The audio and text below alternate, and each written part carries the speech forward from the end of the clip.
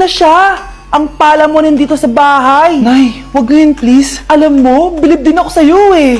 Wala na nga tayong makain, nagpabuntis ka pa. Buti pa yung anak ni Rosa, pag-aaral ay natupag. Nakakawalang gana. Yan, umalis ka. Diyan ka magaling. Kasalanan mo to! Sinira mo yung future ko! Ate, please, tigilan mo yan! Walang kasalanan yung bata! Hindi!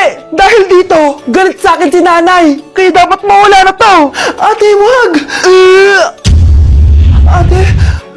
Anak, kain ka na. Nay? Sorry anak ha sa mga sinabi ko. Hayaan mo, babawi ako sa'yo ha. Thank you, Nay. Nay, sumasakit yan ko. Nay! Oo, yung pinag-usapan natin ha. Hihintayin ko ng mga anak tong babaeng to. Pag nabigay ko na yung bata, ibigay mo na agad yung pera sa akin ha. Palak ibenta ni nanay yung anak ko. O anak, okay ka lang? Walang hiya ka, Nay! Ang sama mo! Akala ko, totoong nagbago ka na. Pera pa rin pala yung nasa utak mo. Abay, bakit? Wala ka nang pakinabang dito. At least yung anak mo, mapapakinabangan ko. Wala ka namang papakain dyan eh. Napakasama mo!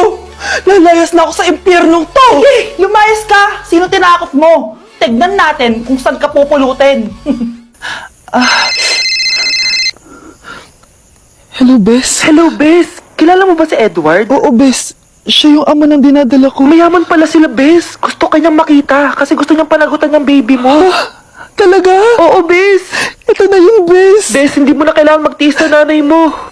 Hindi pwedeng anak ko lang ang makikinabang sa yaman ng lalaking yun. Dapat ako din.